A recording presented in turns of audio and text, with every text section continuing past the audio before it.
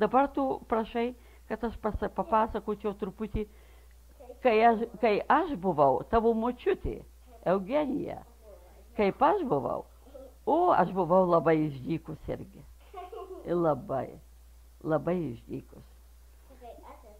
Taip. Tai kaip 14 metais, kai pirmas pasaulinis karas prasidėjo, tai mano tėvai su visais vaikučiais bėgo į Rusiją.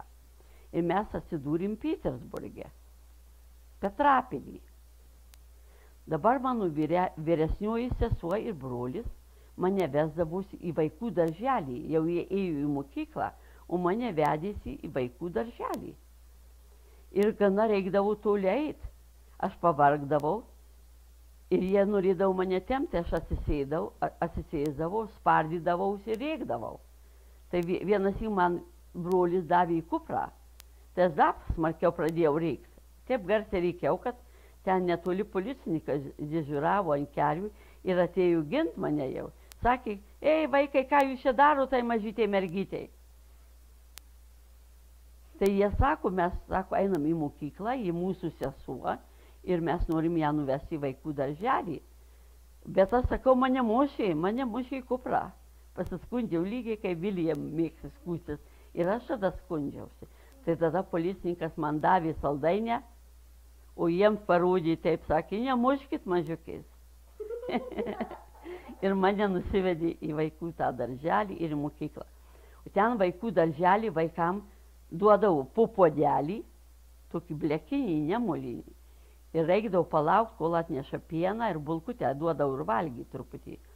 Tai kaip vienas vaikas pradėdavo su tuo puodeliu daužyti į stalą, man labai patikdavo irgi daužyti. Oi, kad aš duodavau su tuo puodeliu.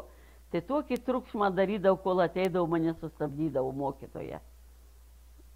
Sakydavau, jau tu per daug triukšmą keli. Tai va. Dabar pakeliui iš mokyklos, iš vaikų darželio, eidavom pro tokią trobą. Joje gyveno tokia moteris, rusė moteris. Ir ji baisiai mane pradėjo mylėti. Vis būdavo laukia manęs praeinant ir duoda arba saldainį, arba pyragaitį. Tai paskui mano vyresnė sesuo ir brolis paklausė, kodėl tu, sako, mūsų seserį taip myli, o tu mūsų ne taip. Mums neduodi nieko. Sako, mano tokia mergaitė tokio amžiaus susirgo ir numirė. Tai sako, aš dabar myliu ją labai, nes ji labai panaši į ją, labai graži. Mano plaukai buvo tokie geltoni, auksiniai, aš buvau tokia, visada šypsodavausi ir labai tokia meili buvau. Tai ta moteris man padovanojo gražų raudoną paltuką, raudoną tokią kepuraitę, kai ant ausų, kur per kaklą susiriša, ir muftą, ir batelius.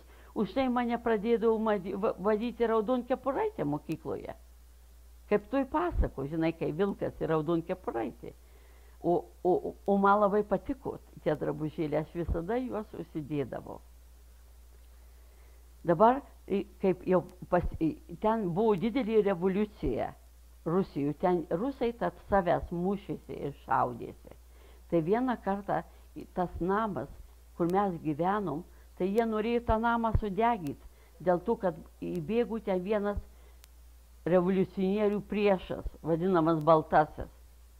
Tai mano mama ir kitos visos motinos atsiklaupė ant kelių ir prašė, nešaudykit, nešaudykit, sako, mūsų maži vaikučiai nieko nekalti, tai jie pasigailėjo, nešaudė, nieko nedarė.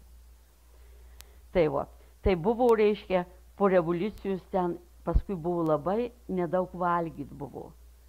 Buvo krautuvės išdaužytos, išplėštos ir nebuvo kas duoti vaikučiam valgyti daug. Tai mano mama net eidavo lupynų rinkti ir jas nuplaudavo ir paduodavo biskutį. Ir arklio mėsos valgydavom, nes kitokios beveik neturėjom tenais.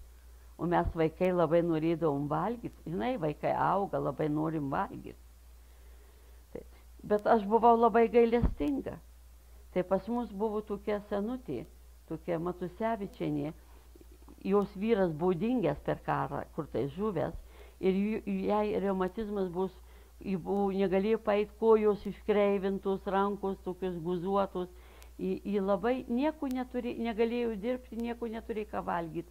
Ir mano mama buvo labai gailestinga, tai gailėdavomės. Matai labiausiai jos gailėdavo. Aš jau labai jos gailėdavosi. Tai kaip visus tuos pabėgėlius leido į Lietuvą grįžti, tai į traukinius važiavom, žinai. Traukiniuose važiavom. Tai ir ta senutė važiavo su mumis kartu.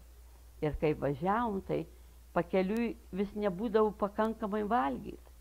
Tai mano mama vežėsi siuvamo mašiną, tai prie traukinių, kai sustodavo, tai ateidavo tų apylinkių žmonės ir ateidavo siūlyti, parduoti spirgučių tokių puodinės.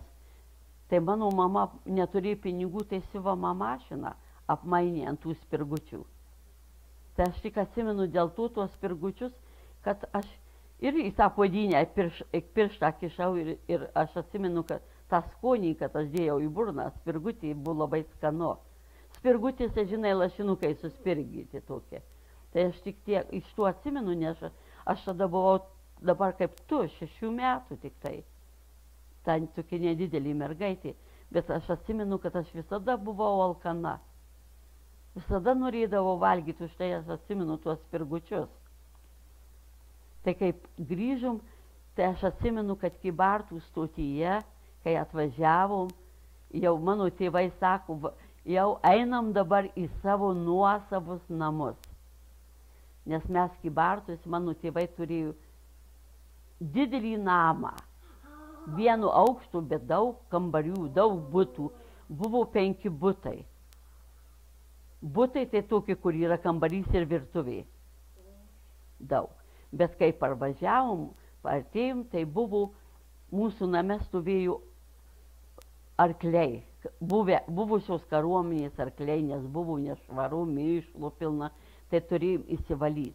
Ir grįžom rudenį, taip lapkričio mėnesį jau, kai buvo šaltoka, tai dar daržovių turėjau ten buvusiai gyventojai ant daržo, tai mums biskį davė, bulvių davė, kad mes turėtumėm iš pradžių iš ko gyventi.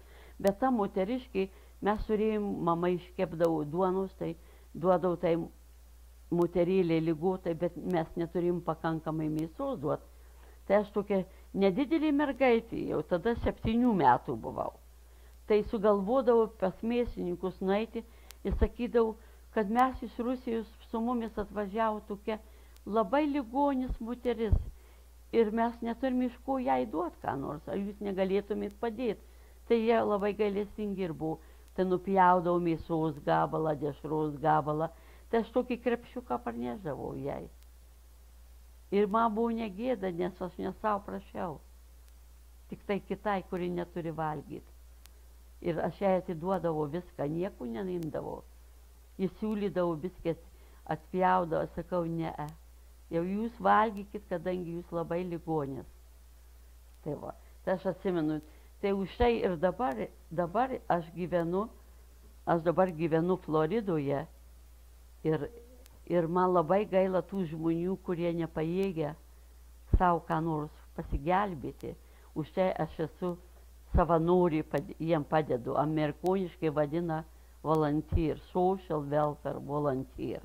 Tai aš esu, reiškia, tokia, aš jiems noriu padėti, jiems dabar padedu, reiškia, surasti gailestingą seserį, padedu, kad jiems atvežtų į namus karštą maistą ir taip toliau. Tai va, tai o dabar aš pas save atostogauju, kadangi tu prašei manęs, tai aš tau truputį apie save papasakojau. Gerai?